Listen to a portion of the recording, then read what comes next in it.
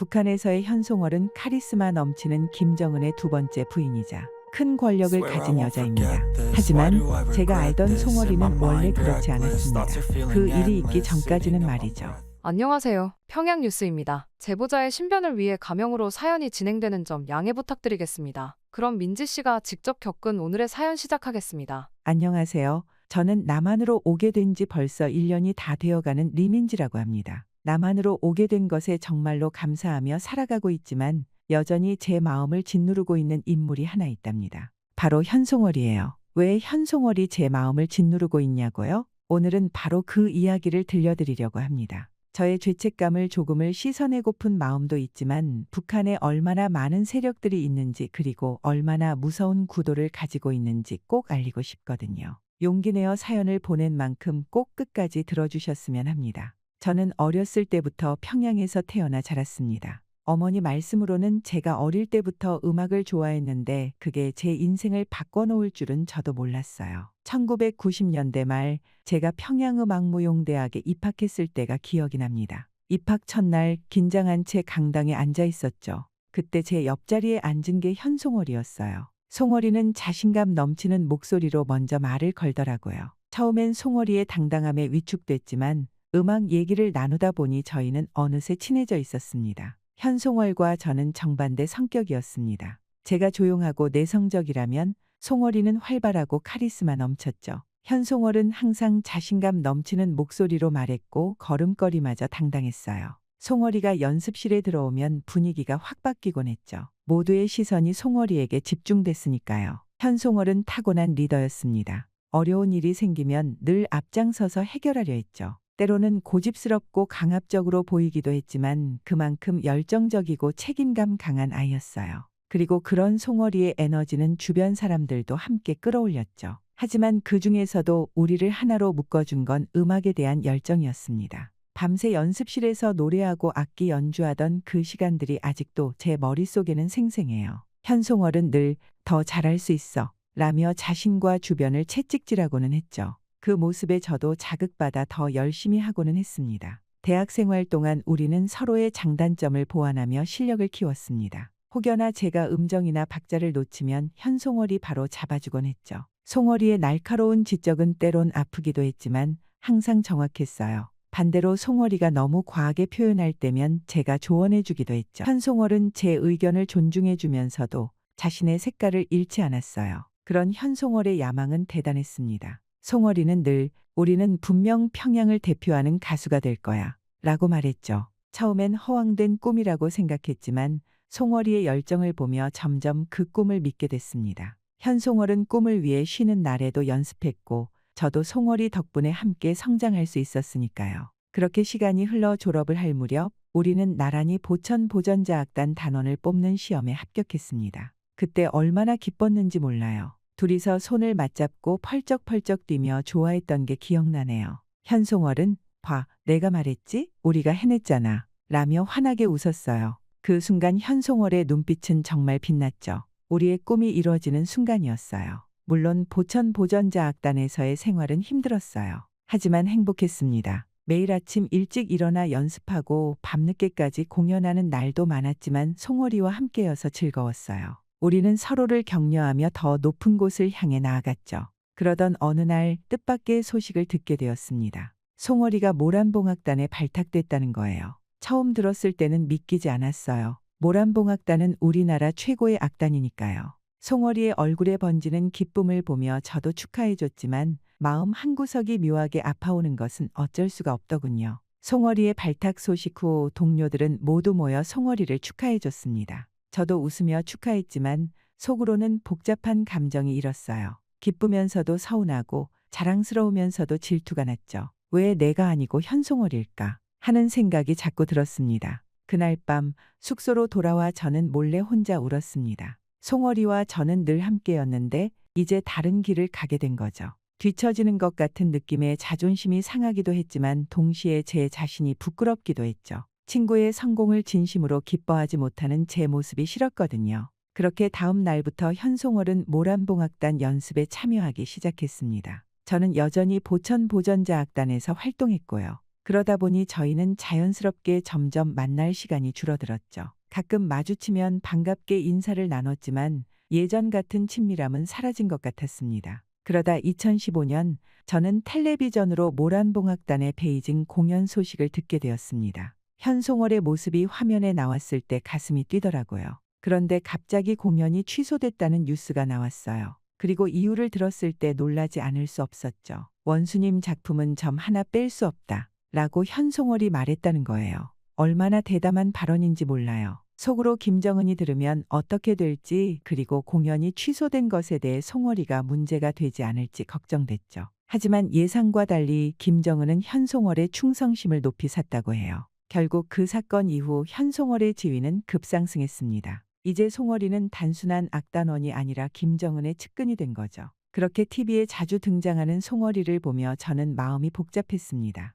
한편으론 자랑스러웠지만 다른 한편으론 우리 사이가 더 멀어질까 봐 두려웠죠. 결국 제가 걱정했던 대로 저와 현송월의 연락은 점점 더 뜸해졌어요. 가끔 문자로 안부를 주고받는 게 전부였죠. 예전에 함께 노래하고 웃던 시간들이 그리워지기도 했지만 이제 우리는 너무 다른 세계에 살고 있었어요. 송월이는 권력의 중심부로, 저는 여전히 평범한 악단원으로 남아 있었으니까요. 그러다 2018년 평창 동계올림픽, 그때 제 인생이 또 한 번 크게 바뀌게 되었습니다. 현송월이 삼지연 관현악단 단장으로 남한을 방문한다는 소식을 듣게 되었어요. 저도 공연단 일원으로 선발되어 함께 가게 되었죠. 저는 떠나기 전부터 가슴이 두근거렸어요. 남한은 어떤 모습일까? 우리와 얼마나 다를까? 그리고 송월이는 나를 반가워할까? 하는 생각으로 밤잠을 설쳤죠. 그리고 마침내 남한에 도착한 순간 저는 눈을 크게 뜨고 주변을 둘러봤습니다. 버스를 타고 서울로 향하는 길, 고층 빌딩들이 하늘을 찌를 듯이 솟아있는 모습에 눈을 뗄 수 없었어요.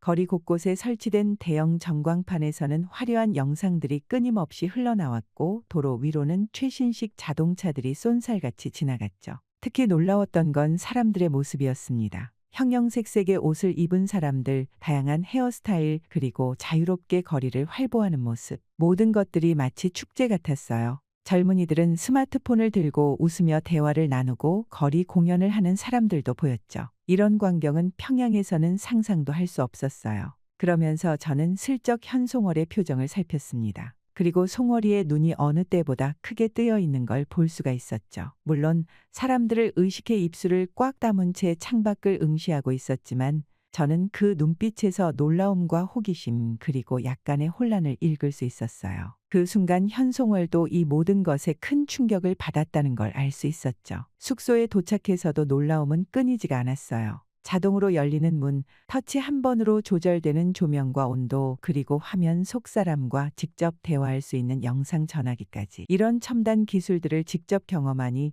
우리가 얼마나 다른 세상에 살고 있었는지 실감나더군요. 그리고 그날 밤 창밖으로 보이는 서울의 야경을 보며 저는 많은 생각이 들었습니다. 이렇게 발전된 세상이 있다는 것, 그리고 우리는 이런 세상을 모르고 살아왔다는 것. 가슴이 먹먹해지는 기분이었죠. 그리고 다음 날부터 곧바로 시작된 행사의 공식 석상에서 현송월은 여전히 북한 체제를 대변하는 모습이었습니다. 우리의 문화와 체제를 자랑스럽게 이야기했죠. 하지만 저는 카메라가 꺼지면 송월이의 눈빛이 달라지는 걸 볼 수 있었어요. 특히 K-팝에 대한 현송월의 반응은 정말 인상적이었습니다. TV에서 우연히 K-팝 공연을 보게 됐는데 그때 현송월의 눈이 반짝이는 걸 봤거든요. 현송월은 확실히 그 창의성과 열정에 빠져버린 것 같아 보였죠. 그러던 어느 날 밤 저는 우연히 현송월의 방을 지나가다 작은 소리를 듣게 되었습니다. 잘못 들었나 싶어 문틈으로 살짝 들여다보니 송월이가 태블릿으로 K-팝 영상을 보고 있는 모습이 보이더군요.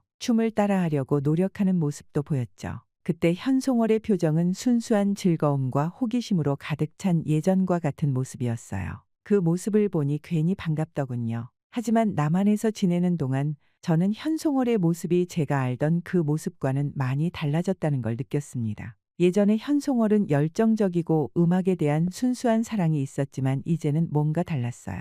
송월이의 눈빛에서 권력에 대한 욕망을 볼 수가 있었죠. 공식 행사에서 현송월은 마치 여왕처럼 행동했습니다. 주변 사람들을 거들떠보지도 않고 오직 자신의 위치만을 중요하게 여기는 것 같았죠. 심지어 저를 볼 때도 전혀 알아보지 못하는 듯한 표정을 지었어요. 한때 절친했던 우리 사이가 이렇게 멀어질 수 있다는 게 믿기지가 않더군요. 그러던 어느 날 복도에서 우연히 마주쳤을 때였습니다. 저는 반가운 마음에 인사를 건넸지만 현송월은 마치 처음 보는 사람처럼 저를 스쳐 지나가더군요. 그 순간 가슴이 찌릿했죠. 우리의 추억이 송월이에게는 아무 의미 없는 것처럼 느껴졌습니다. 하지만 동시에 이런 현송월의 모습 뒤에 숨겨진 불안감도 느낄 수 있었습니다. 마치 자신의 새로운 지위를 지키기 위해 필사적으로 노력하는 것 같았죠. 그 모습이 안쓰럽기도 하고 한편으로는 실망스럽기도 했어요. 그렇게 저는 이런 현송월의 변화된 모습을 보면서 권력이 사람을 얼마나 많이 바꿀 수 있는지 깨달았습니다.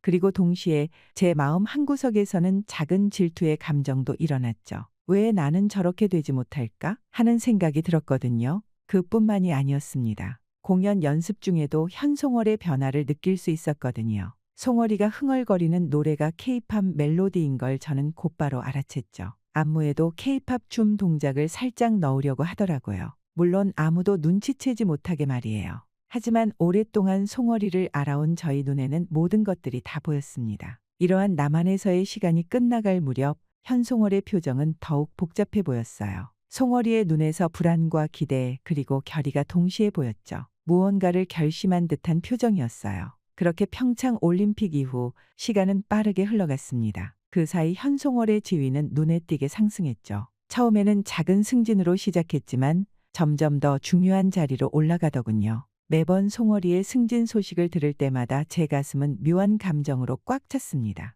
축하해야 할지 질투해야 할지 혼란스러웠죠. 그리고 2023년 드디어 현송월은 김정은 원수님의 의전을 담당하는 자리에 오르게 되었어요. 그 소식을 들었을 때 저는 라디오 앞에 얼어붙은 채 서 있었습니다. 한때 절친했던 친구가 이제는 나라의 가장 높은 곳에 서게 된 거예요. 그 순간 제 마음속에서는 축하의 마음과 동시에 질투의 감정이 파도처럼 밀려왔어요. 반면 저는 여전히 보천보전자 악단에서 똑같은 일상을 반복하고 있었습니다. 아침에 일어나 연습실로 향하고 밤늦게까지 연습하는 생활. 처음에는 이 일상이 좋았지만 이제는 너무나 단조롭게 느껴졌어요. 매일 밤 악단 숙소로 돌아오는 길에 현송월이 살고 있는 고위 간부 주택가를 멀리서 바라보며 저기 내가 살 수도 있었을 텐데 라는 생각이 머릿속을 맴돌았거든요. 그러던 어느 날 저녁 연습을 마치고 막 숙소로 돌아가려는 찰나였습니다. 악단장님이 저를 급하게 부르셨죠. 민지야,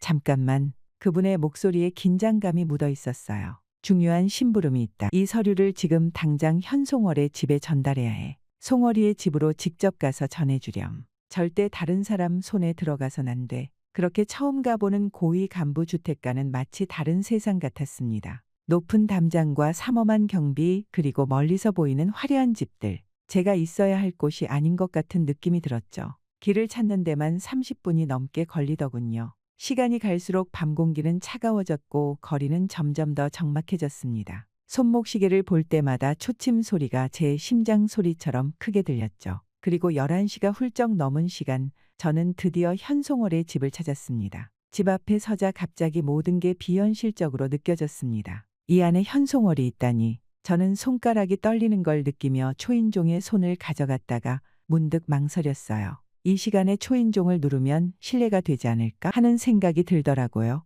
그런데 그때였어요. 옆집 창문에 비친 현송월의 집 내부가 눈에 들어오더군요. 처음엔 그냥 지나칠 뻔했는데 어딘가 낯선 빛이 보여서 자세히 보게 됐죠. 그 순간 제 눈앞에 펼쳐진 광경에 숨이 멎는 줄 알았습니다. 커다란 평면 TV 화면에서 남한 드라마가 나오고 있었거든요. 그것도 요즘 북한에서 금기시되는 그 유명한 드라마였죠. 그리고 그 화면 앞에는 현송월이 앉아 있었습니다. 송월이의 표정이 너무나 생생했어요. 입가에는 미소가 번져 있었고 눈은 화면에 못 박힌 듯 집중하고 있었죠. 마치 다른 세상에 빠져 있는 것 같아 보였어요. 그 모습을 보고 저는 입을 틀어막고 말았죠. 하지만 충격이 채 가시기도 전에 더 놀라운 장면이 펼쳐졌어요. 드라마 엔딩 크레딧이 올라가자 현송월은 재빨리 일어나 음악을 틀었어요. 그 음악, 북한에서는 절대 들을 수 없는 그 음악이었어요. 나만의 케이팝이었죠. 그리고 그 순간 제 눈을 의심할 수밖에 없었습니다.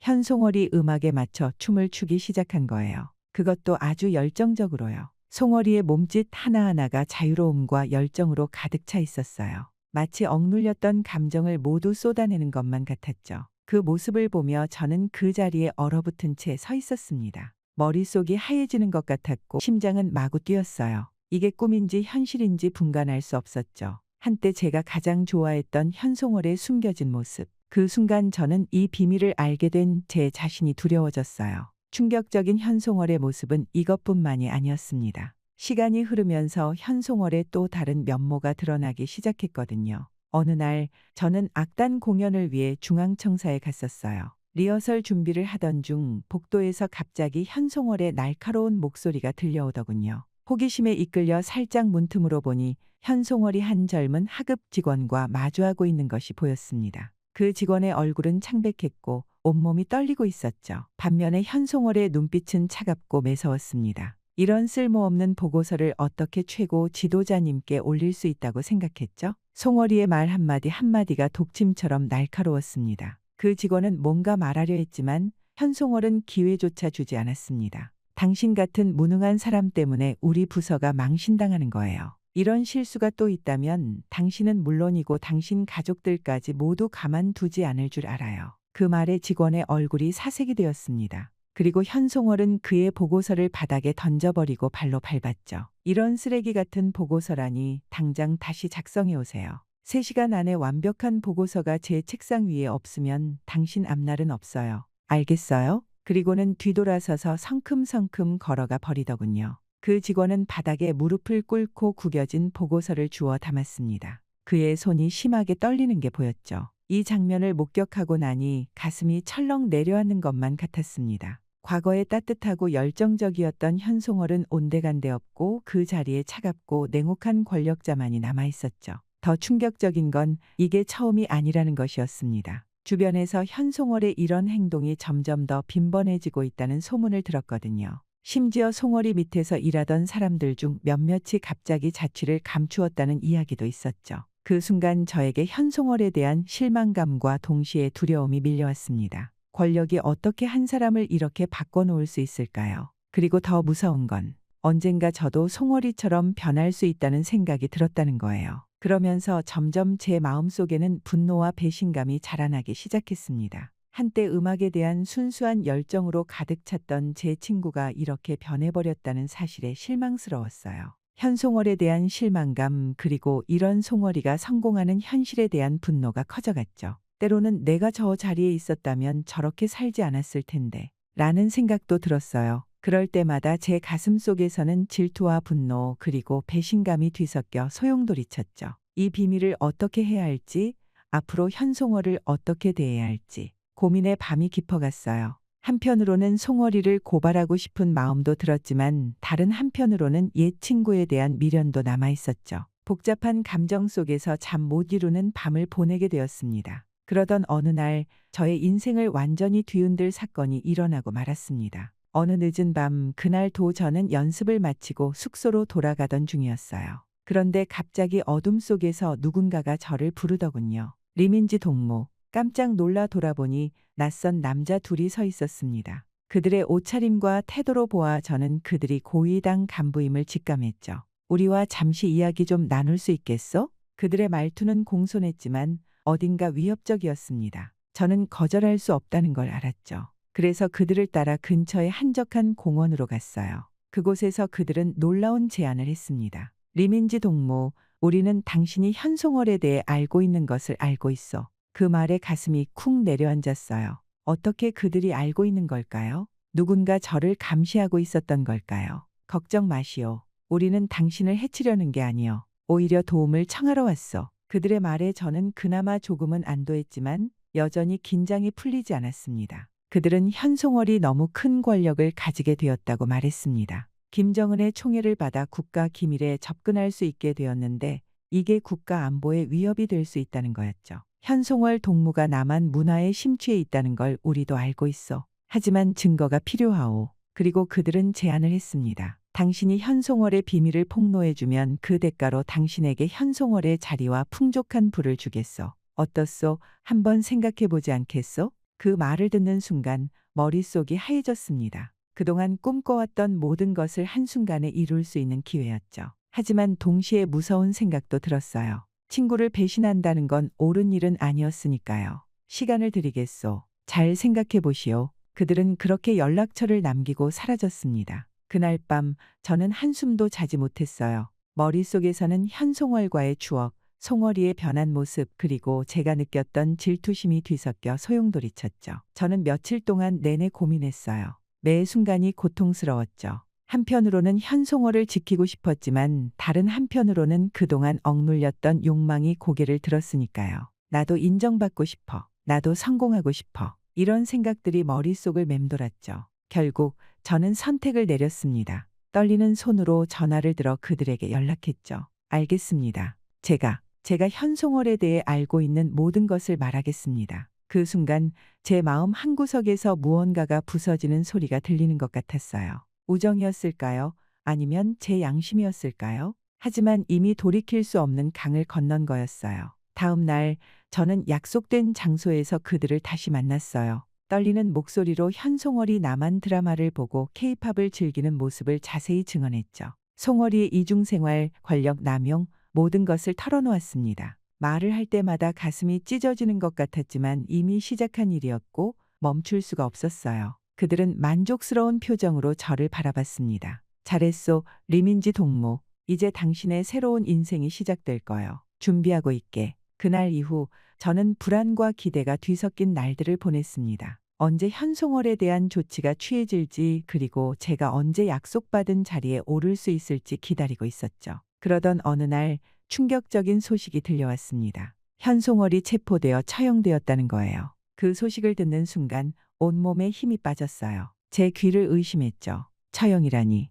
그렇게까지 될 줄은 몰랐어요. 하지만 이상한 점이 있었습니다. 확실한 증거가 없었고 그 누구도 제대로 된 상황에 대해 알지 못하는 상태였죠. 이렇게 진실을 확인할 수 없는 상황은 저를 더욱 불안하게 만들더군요. 저는 밤마다 악몽에 시달렸습니다. 현송월이 저를 원망하는 눈으로 바라보는 꿈, 제가 처형당하는 꿈, 매일 밤 식은땀에 흠뻑 젖어 깨어났죠. 그러면서 죄책감이 저를 갉아먹기 시작했어요. 내가 무슨 짓을 한 거지? 하는 생각이 끊임없이 들었죠. 그러던 어느 날 밤 갑자기 문을 두드리는 소리가 들렸습니다. 조심스레 문을 열어보니 낯선 사람들이 서 있더군요. 그들의 눈빛에서 위협이 느껴졌죠. 리민지 동무, 우리는 현송월의 편에 서 있는 사람들이요. 당신이 무슨 짓을 했는지 우리는 다 알고 있어. 순간 온몸에 식은땀이 흘렀습니다. 그러더니 그들은 저를 강제로 끌고 가 무자비하게 추궁했어요. 현송월 동무에 대해 무슨 말을 했어? 누구에게 말했어?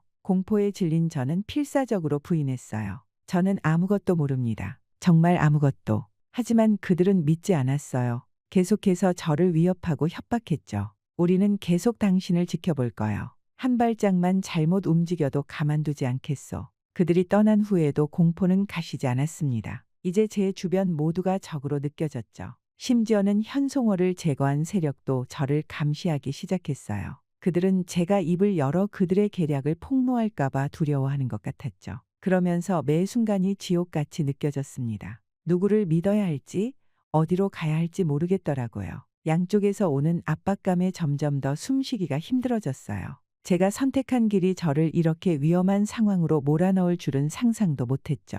저는 밤마다 울면서 후회했습니다. 왜 그랬을까? 왜 그런 선택을 했을까? 하지만 이미 돌이킬 수 없는 일이었죠. 제 욕심과 질투심이 저를 이렇게 만든 거예요. 이제 저는 더 이상 평범한 생활을 할 수 없게 되었어요. 항상 누군가가 저를 지켜보고 있다는 느낌에 시달렸죠. 연습실에서도 숙소에서도 심지어 화장실에서조차 안전하다는 느낌이 들지 않았어요. 매일 밤 창문으로 보이는 별들을 보며 생각했어요. 현송월은 지금 어디에 있을까? 정말로 처형된 걸까? 아니면 어딘가에 숨어 있는 걸까? 그리고 나는 이제 어떻게 해야 하지? 그렇게 날이 갈수록 제 주변의 상황은 더욱 악화되었습니다. 현송월 측 세력과 송월이를 제거한 세력 양쪽에서 오는 압박감은 점점 더 심해졌죠. 매일 밤 누군가가 제 방문을 두드릴까봐 두려워 잠들지 못했어요. 잠깐 눈을 붙이더라도 작은 소리에도 화들짝 놀라 깨곤 할 정도였으니까요. 그러던 어느 날 아침, 저는 평소처럼 연습실로 향하던 중 낯선 남자가 저를 따라오는 것을 발견했습니다.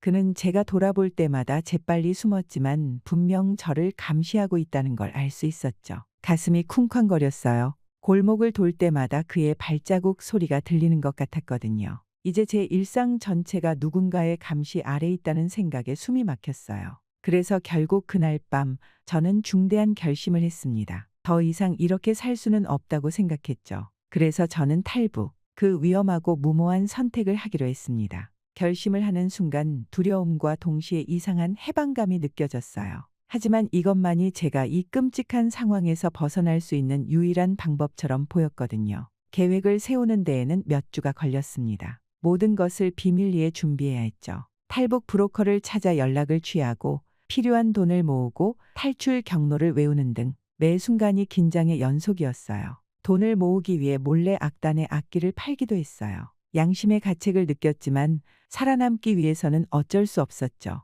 들키면 바로 처형될 수도 있다는 공포와 함께 살았어요. 그리고 드디어 탈출의 날이 왔어요. 그날 밤 저는 평소처럼 연습을 마치고 숙소로 돌아왔어요. 하지만 이번엔 달랐죠. 가방에 꼭 필요한 물건들만 챙겨 넣었어요. 옷 몇 벌, 약간의 식량, 그리고 소중히 간직해온 가족 사진. 마지막으로 방을 둘러보며 이곳에서의 모든 기억을 가슴에 담았어요. 눈물이 왈칵 쏟아질 뻔했지만 꼭 참았죠. 울 시간이 없었으니까요. 그렇게 저는 한밤중에 조용히 숙소를 빠져나왔어요. 가슴이 너무 뛰어서 들킬까봐 걱정될 정도였죠. 매 발걸음마다 누군가 저를 부를 것만 같았어요. 약속된 장소에서 브로커를 만나 두만강으로 향했어요. 차를 타고 가는 동안 창밖으로 보이는 평양의 밤거리를 바라보며 이게 마지막일지도 모른다는 생각에 가슴이 아팠어요. 강가에 도착했을 때 저 멀리 중국이 보였습니다. 자유가 보였죠. 하지만 동시에 두려움도 컸어요. 저 강을 건너다 죽으면 어쩌지? 붙잡히면 어떡하지? 온갖 생각이 머릿속을 스쳐 지나가더군요. 하지만 강을 건너는 것은 생각보다 훨씬 힘들었습니다. 물살은 거세고 추위는 뼛속까지 파고들었죠. 몇 번이나 포기하고 싶었어요. 숨이 턱까지 차오르고 팔다리가 얼어붙는 것 같으신가요? 하지만 뒤로 돌아갈 순 없었죠. 목숨을 걸고 헤엄쳐 건넜어요. 강 한가운데쯤 왔을 때 문득 현송월의 얼굴이 떠올랐어요. 미안해. 마음속으로 중얼거렸죠. 중국에 도착하고 나서도 저는 안심할 수가 없었습니다. 언제 북한이나 중국 당국에 붙잡힐지 모르는 상황이었으니까요. 숨 막히는 도주국이 계속됐어요. 트럭 뒷칸에 숨어 이동하고 낯선 사람들의 집에 숨어 지내고 매 순간이 생사를 넘나드는 것 같았어요. 한 번은 중국 경찰과 눈이 마주칠 뻔한 적도 있었어요. 그때의 공포는 지금도 잊을 수 없어요. 그 고난의 시간들을 지나 마침내 한국에 도착했을 때 처음으로 안도의 한숨을 내쉬었습니다. 인천공항에 발을 딛는 순간 눈물이 멈추지 않았어요. 자유의 땅을 밟았다는 실감이 났죠. 하지만 동시에 새로운 두려움도 생겼어요. 이 낯선 땅에서 어떻게 살아갈 수 있을까? 적응 과정은 물론 쉽지 않았어요. 언어도 문화도 모든 게 달랐죠. 처음 마트에 갔을 때의 충격을 잊을 수 없어요. 그 많은 물건들, 다양한 음식들, 선택의 자유가 이렇게 압도적일 줄 몰랐어요. 하지만 조금씩 새로운 삶에 적응해 나갔어요. 자유의 의미를 조금씩 깨달아갔고 제 선택이 옳았다는 확신이 들기 시작했어요. 시간이 지나면서 저는 제 경험을 바탕으로 북한 인권 문제를 알리는 활동을 시작했어요. 제가 겪은 일들, 북한의 실상을 많은 사람들에게 알리고 싶었거든요. 처음엔 작은 모임에서 이야기를 나누는 것부터 시작했지만 점차 더 큰 무대에서 증언할 기회도 생겼어요. 처음 큰 강연장에 섰을 때 다리가 후들거렸어요. 하지만 제 이야기에 귀 기울이는 사람들을 보며 용기를 냈죠. 이 과정에서 현송월에 대한 생각도 많이 했어요. 송월이의 운명이 어떻게 되었을지, 지금은 어디에 있을지 아직도 궁금해요. 때로는 송월이를 배신한 것에 대한 죄책감이 밀려오기도 해요. 꿈에서 현송월을 만나 용서를 빌기도 했죠. 하지만 동시에 그때의 선택이 없었다면 지금의 제가 없었을 거란 생각도 들어요. 이제 저는 새로운 삶을 살고 있어요. 여전히 어렵고 힘든 일들이 많지만 적어도 제 의지대로 살아갈 수 있다는 게 얼마나 큰 행복인지 매일 느끼고 있어요. 자유롭게 음악을 할 수 있다는 것, 하고 싶은 말을 마음껏 할 수 있다는 것. 이런 평범한 일상이 얼마나 소중한지 깨달았어요. 그리고 언젠가 통일된 조국에서 현송월을 다시 만나 모든 것을 설명하고 용서를 구할 수 있기를 조용히 희망하고 있어요. 매일 밤 잠들기 전 송월이의 안전을 위해 기도해요. 어디에 있든 무사하기를, 그리고 언젠가 송월이도 자유를 만끽할 수 있기를 바라며 제 이야기는 여기서 끝나지만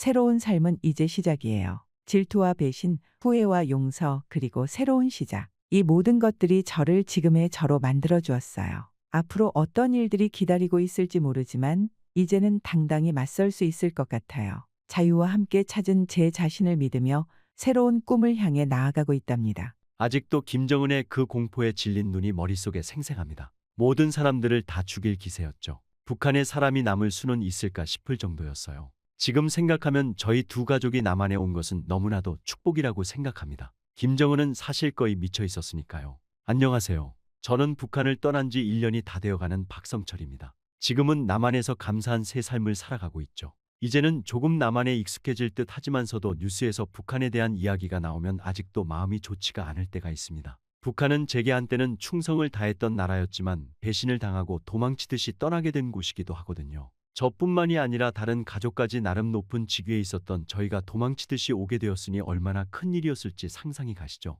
아직도 그 생각을 하면 마음이 아려오지만 오늘 여러분께 그 이야기를 들려드리려 합니다. 적지 않은 인원이 어떻게 그런 결심을 할 수 있었는지 말이죠. 사실은 이 이야기를 하기 위해 남한에 온 것이니까요. 저는 북한에서 보위부 중장이었습니다. 북한에서 꽤 높은 직위라고 할 수 있습니다. 대부분은 살 수 없는 평양, 그 중에서도 고급 아파트에서 살아갔으니까요. 심지어 저층에 살았답니다. 물론 남한에서는 고층에 사는 것이 부의 상징이지만 북한은 달라요. 저층으로 내려갈수록 그 직위와 부가 높다고 생각하시면 된답니다. 그렇게 항상 출근을 할 때면 모두가 저를 바라보고 경계를 하고 긴장을 하고는 했죠. 저에게 뭐라 할 수 있는 사람은 많지 않으니까요. 하지만 이런 저에게 인생을 뒤흔들 만한 일이 생기고 말았습니다. 물론 그때는 알지 못했지만 말이죠. 그날은 확실히 시작부터 뭔가 이상했습니다. 어두운 새벽 김정은으로부터 직접 전화가 왔거든요. 박성철 동무, 즉시 집무실로 오시오. 저는 전화를 받으며 불안함을 감지했습니다. 김정은의 목소리는 떨리고 있었거든요.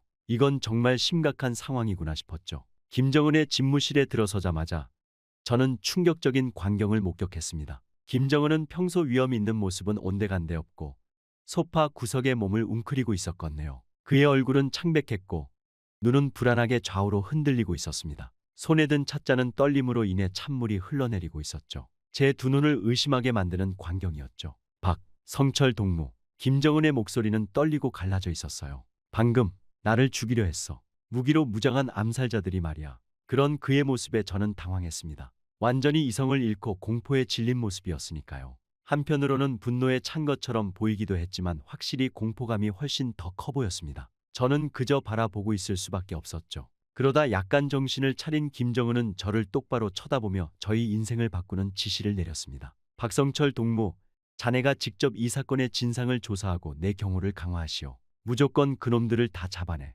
김정은이 저를 지목했을 때 그의 목소리에는 절박함이 묻어났습니다. 덕분에 그 지시가 엄청난 책임감이자 부담으로 다가왔죠. 저는 알겠다는 대답과 함께 잔뜩 긴장한 채로 김정은의 집무실을 나섰습니다. 왠지 모를 좋지 않은 예감이 다가왔지만 저에게는 선택권이 없었죠. 그렇게 그날 이후 저는 즉시 암살 시도의 배경을 파헤치기 시작했습니다. 밤낮 없이 증거를 수집하고 관련자들을 신문에 나갔죠. 매일 밤 늦게까지 사무실에 남아 자료들을 검토하고 연관성을 찾아내려 노력했습니다. 그러면서 동시에 저는 평양을 중심으로 불법 무기 거래가 급증하고 있다는 보고를 받게 되었죠. 이 소식을 들으며 사태의 심각성을 실감하게 되었어요. 평양이 중심일 뿐 거래 장소가 퍼져 있다는 것 또한 알게 되었기 때문입니다. 더욱 더 불안함이 커져갈 수밖에 없었죠. 확실히 상황이 좋지 않았으니까요. 그 와중에 엎친 데 덮친 격으로 그 일주일 동안 김정은의 상태는 더욱 더 나빠졌습니다. 매일 새벽 김정은에게 보고를 하러 갈 때마다 그의 안색은 창백했고 눈 밑에는 다크서클이 깊게 패여 있었거든요.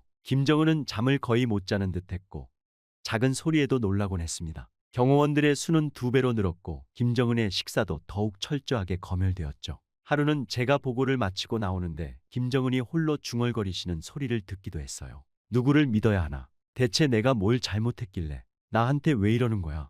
그 말을 듣고 저는 가슴이 무거워졌습니다. 우리의 최고 지도자가 이런 공포와 불신에 시달리고 있다니 사태가 얼마나 심각한지 다시 한번 실감하는 순간이었으니까요. 그로부터 약 일주일 후 김정은은 긴급 간부회의를 소집했습니다. 회의실에 들어서는 김정은의 모습은 여전히 불안해 보였지만 일주일 전보다는 다소 안정을 되찾은 듯해 보였죠. 그 모습을 보니 조금은 마음이 놓이더군요. 조금은 이성을 찾은 것 같아 보였으니까요. 동무들, 김정은이 입을 열었습니다. 우리는 반드시 이번 사태에 대해 강력히 대응해야 합니다. 형법을 개정하여 무기와 폭발물 관련 사형죄 항목을 즉시 추가하겠소. 저희는 깜짝 놀랐습니다. 너무나도 갑작스러운 개정이었기 때문이죠. 이성을 찾은 것처럼 보인 것은 저희 착각이었던 겁니다. 김정은의 목소리에는 여전히 분노와 두려움이 섞여 있었어요. 게다가 이제 그의 눈에서는 공포와 함께 복수심까지도 함께 번뜩이는 것을 볼 수가 있었죠. 저희는 갑작스러운 이 법 개정이 우리 사회에 어떤 영향을 미칠지 그리고 재조사에는 어떤 변화를 가져올지 깊이 고민하지 않을 수 없었습니다. 하지만 그렇다고 저희가 할 수 있는 것은 없었어요. 단지 명령에 따를 뿐이었죠. 형법 개정 이후 제 일상은 완전히 바뀌었습니다. 여전히 공포에 질려있고 이제는 복수심까지 가득 찬 김정은의 지시를 해내기 위해서는 조사를 계속해야 했으니까요. 저는 매일 새벽 4시에 일어나 사무실로 향했고 밤늦게까지 집에 돌아가지 않았습니다. 그렇게 결국 사무실은 제 두 번째 집이 되었죠. 벽면은 사건 관련 자료와 사진들로 빼곡했고 붉은 실로 연결된 핀들이 복잡한 관계도를 그리고 있었습니다. 책상 위에는 커피 자국 묻은 보고서들이 산더미처럼 쌓여 있었어요. 때로는 한숨이 나오고 때로는 분노가 치밀어 올랐습니다. 하지만 포기할 수는 없었습니다. 이 사건의 진실을 밝히는 것, 그것이 제게 주어진 사명이라고 믿었으니까요. 그러던 어느 날 밤 수천 장의 문서 더미 속에서 한 장의 보고서가 제 시선을 사로잡았습니다. 그것은 암살 시도에 사용된 무기의 출처를 추적한 내용이었어요. 순간 제 손이 떨리기 시작했고 심장은 마구 뛰었습니다. 이것이 제가 그토록 찾던 실마리였으니까요. 이럴 수가. 하지만 보고서를 본 제 입에서는 저도 모르게 탄식이 흘러나왔습니다. 암살 시도의 배후에는 단순한 반체제 세력이 아닌 김정은 정권에 의해 숙청된 고위 간부들의 가족들이 연루되어 있다는 내용이 적혀 있었거든요. 그들의 복수심이 이런 극단적인 행동으로 이어졌다는 사실에 저는 큰 충격을 받았습니다. 충격적인 사실은 이게 끝이 아니었습니다. 더 깊이 파고들수록 더 놀라운 사실들이 드러나기 시작했거든요. 이 가족들이 어떻게 첨단 무기를 입수했는지 추적하던 중 저는 제 두 눈을 의심하게 되는 사실을 알게 되었습니다. 현재 권력의 중심부에 있는 고위 간부들 또한 이 불법 무기 거래에 깊이 관여하고 있었던 거예요. 이 충격적인 발견 이후 저는 평양 곳곳에 퍼진 비밀 무기 거래 네트워크를 파헤치기 시작했습니다. 매일 밤 목숨을 걸고 평양의 어두운 뒷골목을 누볐어요. 겉으로는 평범해 보이는 창고들, 인적 드문 골목길의 은밀한 만남들, 모든 것이 의심스럽게 보이기 시작했죠. 한 번은 한밤중에 한 폐공장 근처를 지나다 수상한 움직임을 포착하기도 했습니다. 심장이 터질 것 같았지만 저는 용기를 내어 더 가까이 다가갔습니다. 그곳에서 목격한 광경은 제 예상을 훨씬 뛰어넘는 것이었어요. 고위 간부로 보이는 인물들이 정말로 불법 무기를 거래하고 있었던 겁니다.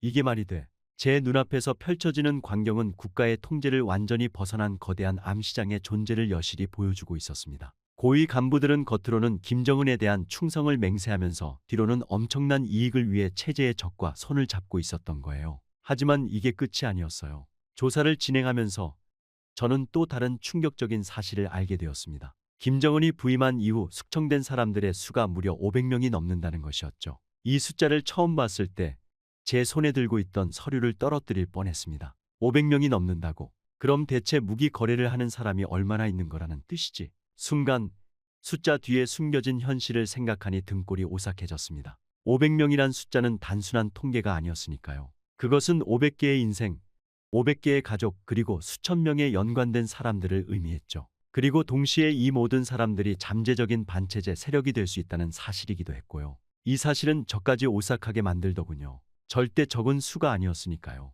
이런 충격적인 사실들을 알아감에도 불구하고 저는 조사를 그만둘 수가 없었습니다. 계속해서 해나가야만 했죠. 그러다 조사의 막바지에 이르러 저는 반체제 인사로 지목된 명단을 확인하게 되었습니다. 수십 장의 서류를 뒤적이며 이름들을 하나하나 확인해 나갔죠. 그리고 그 속에서 저는 두 눈을 감아버리고 말았습니다. 그 명단에는 제 오랜 친구이자 동료인 김영호의 이름도 있었거든요.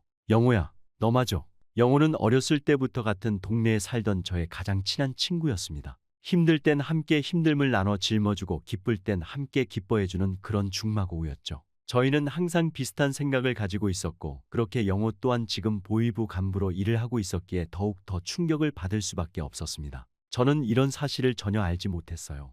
일을 하게 된 이후 둘 다 바빠서 아무리 오랜 시간 보지 못했다지만 영호는 저에게 가장 소중한 친구라는 사실이 변함이 없는데 지금 제가 영호를 체포해야 하는 상황이 되었다니 머리가 아파오더군요. 영호를 체포해야 한다는 사실에 저는 큰 충격을 받고 깊은 고뇌에 빠졌습니다. 우리는 함께 자라고 함께 일해왔어요. 대체 어떻게 영호가 이런 일에 연루될 수 있었을까요? 아니면 누군가의 음모인 것은 아닐까요? 결국 영호의 이름을 반체제 인사 명단에서 발견한 그날 이후 저는 잠을 이루지 못했습니다. 매일 밤 식은땀에 젖어 깨어났고 악몽에 시달렸어요. 꿈속에서 저는 끊임없이 영호를 쫓고 있었지만 그에게 다가갈수록 그의 모습은 흐릿해져 갔습니다. 그렇게 항상 잠을 설치고 저는 아침이 되면 피곤한 몸을 이끌고 사무실로 향했습니다. 거울 속 제 모습은 날이 갈수록 초췌해져 갔어요. 눈 밑에 다크서클은 깊어졌고 얼굴은 핏기 없이 창백했습니다. 하지만 이런 제 모습을 걱정할 겨를도 없었죠. 더 큰 문제가 제 앞에 놓여 있었으니까요. 어떻게 해야 하지? 정말로 영호를 체포해야 하나? 아니면 이런 고민 속에서 며칠이 지났을 때 김정은은 또다시 무차별적인 숙청을 지시했습니다. 이번에는 더욱 광범위하고 무자비했어요. 반체제 인사로 의심되는 모든 사람들을 체포하고 처형하라는 명령이 떨어졌죠. 박성철 동무, 이번 숙청 작전의 총책임자로 자네를 임명하겠소. 한 명도 놓치지 말고 모조리 잡아들이시오. 무조건. 김정은의 말에 저는 고개를 숙여 인사했지만 마음속으로는 격렬한 갈등이 일어나고 있었습니다. 이건 단순한 임무가 아니었어요. 제가 알고 있는 진실, 그리고 제 친구 영호, 이 모든 것들이 제 마음을 무겁게 누르고 있었습니다. 결국 숙청 작전이 시작되자 평양은 공포에 휩싸였습니다. 거리에는 긴장감이 감돌았고 사람들은 서로를 의심의 눈초리로 바라보기 시작했어요. 매일 밤 누군가가 끌려가는 소리가 들렸고 아침이 되면 또 누군가의 자리가 비어 있었습니다. 저는 이 모든 상황을 지켜보며 점점 더 큰 괴로움을 느꼈습니다. 제가 알고 있는 진실, 그리고 제가 해야 하는 일 사이에서 갈등했어요. 의무와 양심, 충성과 정의 사이에서 저는 갈팡질팡했습니다. 그러던 어느 날 밤 저는 은밀히 김영호를 만나기로 결심했습니다. 위험한 선택이었지만 그에게서 직접 진실을 들어야 한다고 생각했거든요. 억울한 음모일 수도 있으니까요. 그렇게 우리는 평양 외곽의 한 폐건물에서 만났습니다. 어둠 속에서 영호의 모습이 나타났을 때 영호의 눈에는 경계심이 가득했습니다. 그는 주위를 살피며 낮은 목소리로 물었어요. 성철아, 날 잡으러 온 거냐? 그의 말에 제 가슴이 찢어지는 것 같았습니다. 오랜 친구가 저를 이렇게 두려워한다는 사실이 너무나 고통스러웠어요. 그리고 명단에 올라온 것이 음모가 아니라는 사실 또한 저를 힘들게 했죠. 아니야, 영호야. 난 널 돕고 싶어서 왔어. 제 목소리는 떨리고 있었습니다. 머리로는 체포해야 한다고 소리치고 있었지만 결국 제 마음의 소리만이 입 밖으로 나오고 있었죠. 넌 위험해. 지금 모든 반체제 인사들을 체포하고 있어. 내 이름도 명단에 있어. 순간 영호의 얼굴이 창백해졌습니다. 그의 눈에서 두려움을 읽을 수 있었어요. 영호야, 넌 지금 당장 도망가야 해. 이곳을 떠나 숨어야 해. 제 말에 진심을 담았습니다. 난 내가 체포되는 걸 볼 수 없어. 넌 내 친구야. 너가 처형당하는 모습을 볼 수는 없어. 저의 말에 영호는 잠시 침묵했다가 깊은 한숨을 내쉬었습니다. 성철아, 생각해줘서 고마워. 하지만 난 도망갈 수 없어. 이미 너무 늦었어. 무슨 소리야? 아직 늦지 않았어. 지금 당장 떠나면 돼. 아니야, 성철아. 난 단지 진실을 알고 싶었을 뿐이야. 이 체제의 진짜 모습을. 그런데 알면 알수록 더 이상 눈을 감을 수가 없더라고. 그래서 난 이제는 멈출 수가 없어. 그의 말에 저는 충격을 받았습니다. 하지만 동시에 이해할 수 있었어요. 저 역시 같은 길을 걸어왔으니까요. 하지만 영호야, 그건 너무 위험해. 넌 죽을 수도 있어. 알아, 성철아. 하지만 이대로 살아가는 것보다는 나아. 넌 어떻게 생각해? 이 모든 거짓과 부패 속에서 계속 살아갈 수 있겠어? 영호야, 대체 내가 왜 이런 위험한 일을 하게 된 거야? 제 목소리에는 걱정과 답답함 그리고 궁금증이 뒤섞여 있었습니다. 저의 말에 영호는 잠시 침묵했습니다. 그의 눈에 깊은 슬픔이 어렸어요. 그리고 천천히 입을 열었죠. 성철아, 너 혹시 내 여동생 미영이 기억해? 저는 고개를 끄덕였습니다. 미영이는 영호의 여동생으로 우리가 어렸을 때 자주 봤던 활발하고 귀여운 소녀였죠. 저에게 웃으며 먹을 것을 나눠주기도 했던 정말 착한 소녀였어요. 미영이가 3년 전에 죽었어. 뭐라고? 그게 무슨 소리야? 순간 영호의 눈에서 눈물이 흘러내렸습니다. 미영이는 단지 진실을 말했을 뿐이야. 학교에서 우리나라의 현실에 대해 의문을 제기했다고 해. 그게 다야. 그런데 그들은, 그의 목소리가 떨렸습니다. 그들은 미영이를 반동분자로 몰아 수용소로 보냈어. 나는 아무것도 할 수 없었어. 그저 지켜볼 수밖에 없었지. 제 가슴이 무너져 내렸습니다. 미영이가 그런 끔찍한 일을 당했다니. 전혀 알지 못했던 사실이었죠. 6개월 후에 미영이의 시신이 돌아왔어. 그 어린 소녀가 고문의 흔적으로 가득했어. 그때 나는 결심했지. 이 체제가 얼마나 잔인하고 거짓으로 가득 찬 것인지 모두에게 알려야겠다고. 영호의 이야기를 들으며 저는 말을 잃었습니다. 그의 눈에 서린 깊은 고통과 분노를 볼 수 있었어요. 성철아, 난 더 이상 이 체제의 거짓말에 눈 감을 수 없어. 미영이 같은 희생자가 더 이상 생기지 않게 하고 싶어. 그게 내가 이 일을 하는 이유야. 그의 말에 저는 깊은 공감과 동시에 부끄러움을 느꼈습니다. 제가 그동안 얼마나 현실을 외면하고 있었는지 깨달았어요. 영호야, 정말 미안해. 내가 그런 아픔을 겪었다는 걸 몰랐어. 그리고 고마워. 이 위험한 진실을 나에게 알려줘서. 저의 말에 영호는 고개를 저었습니다. 아니야, 성철아.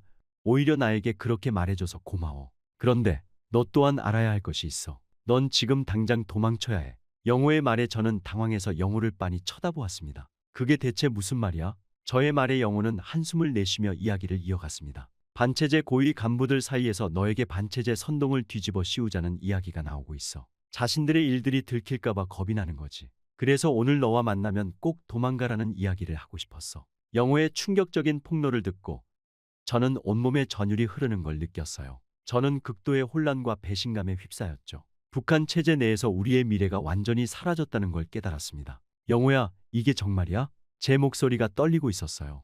영호는 고개를 끄덕이며 말했습니다. 성철아, 믿기 힘들겠지만 사실이야. 그 순간 저는 북한 체제 내에서 우리의 미래가 완전히 사라졌다는 것을 깨달았어요. 극도의 혼란과 배신감이 저를 휩쓸었습니다. 그리고 저도 모르게 입 밖으로 말이 튀어나왔죠. 함께 가자. 영호야, 이곳은 더 이상 희망이 없어. 저의 말에 영호는 당황한 듯했습니다. 아직 난 여기서 싸워야 해, 성철아. 영호야, 밖으로 나가 이런 실상을 알리는 것이 더 중요해. 여기서 우리끼리 싸워봤자 결국은 똑같을 거라고. 그리고 아직 남아있는 내 아내와 아들을 생각해봐. 저의 말에 영호의 눈이 흔들렸어요. 하지만 한국으로 망명하자, 영호야. 이곳의 사람들을 위해 이 끔찍함을 널리 알리자. 저의 말에 영호는 고민이 되는 듯 한참 동안 침묵했어요. 저는 그런 그를 조용히 기다렸죠. 그렇게 긴 침묵 뒤에 영호는 입을 열었어요. 그래, 나가서 꼭 알리자. 이 끔찍한 현실을.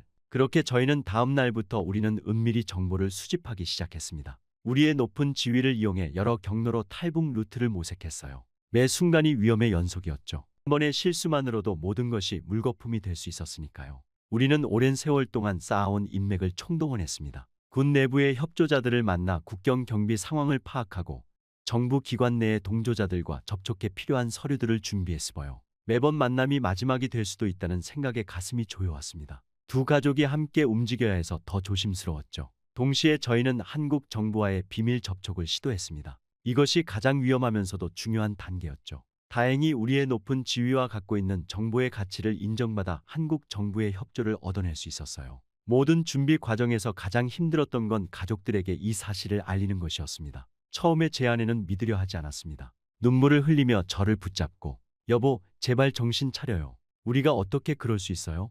라고 말하던 모습이 아직도 눈에 선해요. 영호의 가족도 비슷한 반응이었습니다. 그의 아내는 처음에 격렬하게 반대했어요. 당신 미쳤어요? 우리 아이들의 미래는 어떻게 할 거예요? 그녀의 목소리에는 공포와 분노가 섞여 있었죠. 특히 아이들에게 설명하는 것은 더욱 어려웠어요. 그들에게 우리가 알고 있던 모든 것이 거짓이었다고, 이제 우리의 삶이 완전히 뒤바뀔 거라고 말하는 건 정말 가슴 아픈 일이었습니다. 하지만 시간이 지나면서 가족들도 상황의 심각성을 이해하기 시작했어요. 우리는 함께 앞으로의 계획을 세우고 서로를 위로하며 힘을 모았습니다. 영호의 아들이 아빠, 우리가 할 수 있을 거예요. 우리는 가족이니까요. 라고 말했을 때 저는 눈물을 참을 수 없었어요. 드디어 탈출의 날이 다가왔습니다. 그날 아침 저는 거울 속에 제 모습을 바라보며 깊은 숨을 내쉬었어요. 이제 돌이킬 수 없어. 라고 중얼거렸죠.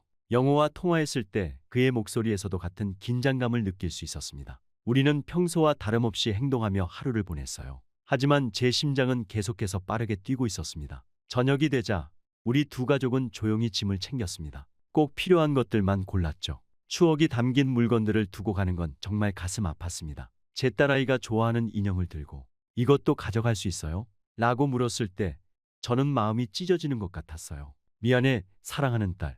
새로운 집에 가면 더 예쁜 인형을 사줄게. 라고 말하며 그 아이를 꼭 안아주었죠. 그리고 그게 저희 목표가 되었습니다. 꼭 나만의 안전히 도착해 딸에게 예쁜 인형을 사주는 것 말이죠. 밤이 깊어지자 우리는 조심스럽게 집을 나섰습니다. 거리는 적막했고 우리 8명의 발소리만이 밤 공기를 가르고 있었어요. 매 순간이 긴장의 연속이었죠. 누군가 우리를 발견하지는 않을까, 계획에 차질이 생기지는 않을까. 이런 생각들이 계속해서 머릿속을 맴돌았습니다. 국경으로 향하는 길은 정말 힘들었어요. 군 검문소를 지날 때마다 가슴이 철렁 내려앉았죠. 다행히 우리가 미리 준비한 서류들과 뇌물 덕분에 큰 문제 없이 통과할 수 있었습니다. 하지만 매번 건물을 통과할 때마다 우리의 운이 언제까지 계속될지 두려웠어요. 한 번은 갑자기 나타난 순찰대 때문에 숨을 죽이고 길가에 숨어야 하기도 했습니다. 그때 아이들이 울음을 터뜨릴까봐 얼마나 조마조마했는지 몰라요. 하지만 다행히도 아이들은 상황의 심각성을 이해하고 있었던 것 같았습니다. 그들은 용감하게 침묵을 지켰죠. 그렇게 마침내 국경에 도착했을 때 저는 잠시 주저했습니다. 이 선을 넘으면 정말 돌이킬 수 없다는 걸 알았거든요. 순간 영호와 눈을 마주쳤을 때 그의 눈에서도 같은 두려움과 결의를 볼 수 있었습니다. 하지만 아이들의 손을 잡고 있는 아내를 보니 용기가 생기더군요. 영호의 가족도 마찬가지였죠. 갑시다. 라고 말하며 우리는 서로의 손을 꼭 잡았습니다. 그리고 함께 국경을 넘기 시작했습니다. 극도로 강화된 감시와 처벌을 피해가며 결국 저희는 국경을 넘을 수가 있었죠. 그 순간의 긴장감과 두려움, 그리고 동시에 느껴진 해방감은 말로 표현할 수 없었어요. 우리 모두의 눈에 눈물이 고였습니다. 국경을 넘자마자 우리는 미리 연락해 둔 한국 정부 요원들과 만났어요. 그들은 신속하게 우리를 안전한 곳으로 이동시켰습니다. 처음으로 자유의 공기를 마시는 순간 저는 눈물을 참을 수 없었어요. 아마 영호도 같은 감정이었던 것 같습니다. 우리는 말없이 서로를 바라보며 고개를 끄덕였죠. 서울로 향하는 길에서 저는 창밖을 바라보며 생각에 잠겼습니다. 우리가 남겨두고 온 모든 것들, 우리가 앞으로 마주하게 될 모든 것들, 두려움과 기대가 교차했죠. 하지만 한 가지 확실한 건 우리 두 가족이 함께 새로운 삶을 시작할 수 있게 되었다는 것이었죠. 아이들은 피곤에 지쳐 잠들어 있었습니다. 그들의 평화로운 얼굴을 보며 저는 우리의 결정이 옳았다는 확신이 들었어요. 이제 그들은 자유롭게 꿈을 꿀 수 있을 테니까요. 영호가 조용히 말했어요. 성철아, 우리가 해냈어. 저는 고개를 끄덕이며 대답했습니다. 그래, 영호야. 이제 우리의 새로운 삶이 시작되는 거야. 우리는 안전하게 서울로 향하고 있었고 그곳에서 우리의 새로운 인생이 시작될 거라는 걸 알았어요. 불확실한 미래에 대한 두려움도 있었지만 동시에 희망과 기대로 가슴이 벅찼습니다. 이제 우리는 자유의 땅에서 새로운 삶을 시작할 수 있게 된 거예요. 그리고 마침내 서울에 도착하자마자 국가정보원 요원들이 우리를 맞이했어요. 그들의 얼굴에서 긴장감과 동시에 안도감이 느껴졌습니다. 한 요원이 다가와 말했죠. 박성철 씨, 김영호 씨, 무사히 오셔서 다행입니다. 여러분의 안전을 위해 최선을 다하겠습니다. 우리는 곧바로 서울 외곽의 고급 주택가에 위치한 안전가옥으로 안내되었어요. 차를 타고 가는 동안 서울의 밝은 불빛들이 제 눈에 들어왔습니다. 북한에서는 상상도 할 수 없었던 풍경이었죠. 여보, 저게 다 뭐예요? 아내가 놀란 목소리로 물었어요. 자유야. 저는 짧게 대답했습니다. 더 이상의 말이 필요 없었으니까요. 안전가옥에 도착하자 우리를 맞이한 요원이 설명을 시작했습니다. 여러분의 신변 보호를 위해 이곳의 위치는 절대 기밀로 유지됩니다. 당분간은 외출을 자제해 주시기 바랍니다. 집 안으로 들어서자 아이들의 눈이 휘둥그레졌어요. 아빠, 이게 다 우리 집이에요? 제 아들이 물었죠. 저는 고개를 끄덕이며 미소 지었습니다. 그래, 이제 이곳이 우리 집이란다. 그날 밤 우리 두 가족은 오랜만에 편안한 잠자리에 들 수 있었습니다. 하지만 저와 영호의 마음은 여전히 무거웠습니다. 우리가 알고 있는 북한의 진실을 어떻게 전달해야 할지, 그리고 그것이 가져올 파장에 대해 걱정이 되었거든요. 다음 날 아침 국가정보원과의 첫 미팅이 있었습니다. 저희는 북한 내부의 비밀들, 권력층의 이중성과 부패, 그리고 김정은 체제의 실상을 상세히 전달했습니다. 요원들의 눈에서 놀라움과 충격을 읽을 수 있었어요. 박성철 선생님, 김영호 선생님, 이 정보들이 사실이라면 우리의 대북 정책에 큰 변화가 있어야 할 것 같습니다. 한 고위 요원이 말했죠. 저는 고개를 끄덕였어요. 네, 그렇습니다. 북한의 실상은 여러분이 알고 있는 것보다 훨씬 더 복잡하고 위험합니다. 며칠 동안 계속된 브리핑에서 우리는 북한의 군사시설, 비밀 무기 개발 프로그램, 고위 간부들의 부패 등에 대해 자세히 설명했어요. 매번 새로운 정보를 전달할 때마다 요원들의 표정이 심각해지는 걸 볼 수 있었습니다. 한편 우리 가족들은 새로운 환경에 적응하느라 힘들어했어요. 특히 아이들은 학교에 가지 못하고 집에만 있어야 하는 상황에 답답해했죠. 영호의 아들은 종종 울음을 터뜨리기도 했고요. 여보, 우리가 잘한 걸까요? 어느 날 밤 제 아내가 물었어요. 저는 그녀의 손을 꼭 잡았습니다. 그럼요. 우리 아이들에게 자유를 준 거예요. 시간이 좀 걸리겠지만 반드시 좋아질 거예요. 점차 시간이 지나면서 우리의 증언이 한국의 대북 정책에 실질적인 영향을 미치고 있다는 것을 알게 되었어요. 뉴스에서는 정부의 대북 태도가 변화하고 있다는 보도가 나왔고 국제사회의 반응도 달라지기 시작했죠. 하지만 동시에 북한에 남겨둔 친지들과 동료들에 대한 죄책감도 컸습니다. 그들의 안전을 위협하지 않으면서도 어떻게 도움을 줄 수 있을지, 매일 밤 고민했어요. 성철아, 우리가 할 수 있는 일이 뭐가 있을까? 어느 날 영호가 물었습니다. 저는 잠시 생각에 잠겼다가 대답했어요. 우리의 경험을 바탕으로 북한의 인권 개선을 위해 노력해야 해. 그게 우리가 그들을 도울 수 있는 유일한 방법일 거야. 그날 이후로 우리는 북한의 민주화와 인권 개선을 위해 우리가 할 수 있는 일을 찾아 나섰어요. 인권 단체들과 접촉하고 우리의 이야기를 세상에 알리기 시작했죠. 새로운 삶에 적응하는 과정은 쉽지 않았어요. 언어의 차이, 문화의 차이, 그리고 무엇보다 자유라는 개념에 적응하는 게 힘들었죠. 하지만 가족들과 함께 이 모든 것을 헤쳐나가고 있다는 사실이 저에게 큰 힘이 되었습니다. 몇 주가 지나고 우리는 처음으로 안전가옥을 벗어나 한강공원으로 산책을 나갈 수 있게 되었어요. 여전히 주변을 경계하는 습관은 남아 있었지만 서서히 이 새로운 환경에 적응해가고 있다는 걸 느낄 수 있었죠. 한강의 잔잔한 물결을 바라보며 저는 생각했습니다. 이제 우리는 안전해. 하지만 아직 갈 길이 멀어.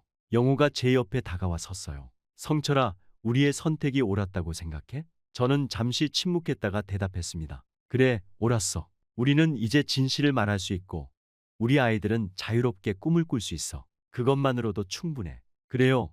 우리의 여정은 아직 끝나지 않았습니다. 이제 우리는 이 자유의 땅에서 진정한 삶의 의미를 찾아가고 있어요. 그리고 언젠가는 우리의 고향도 이런 자유를 누릴 수 있기를 간절히 바라고 있죠. 우리의 탈북은 북한 체제에 큰 충격을 주었다고 해요. 내부의 다른 고위 관리들에게도 영향을 미쳐 점차 체제의 균열을 가져오는 시발점이 되었다고 하더군요. 이런 소식을 들을 때마다 우리의 선택이 옳았다는 확신이 듭니다. 이제 우리는 새로운 시작을 맞이했어요. 여전히 많은 도전과 어려움이 있겠지만 우리는 함께 이겨낼 수 있을 거예요. 자유의 땅 한국에서 우리는 이제 안전하게 보호받으며 진정한 삶의 의미를 찾아가고 있습니다. 그리고 언젠가는 우리의 경험과 지식으로 북한의 변화에 기여할 수 있기를 간절히 바라고 있죠. 그리고 언젠가는 북한의 모든 동포들이 자유를 만끽할 수 있는 날이 오기를 바라며 저희는 계속 나아가려 합니다. 물론 이제 시작이지만 계속해서 시도해보려 해요. 제 이야기는 끝이 났지만 앞으로 새 이야기를 써 내려가려 합니다. 모두들 응원해 주신다면 감사하겠습니다.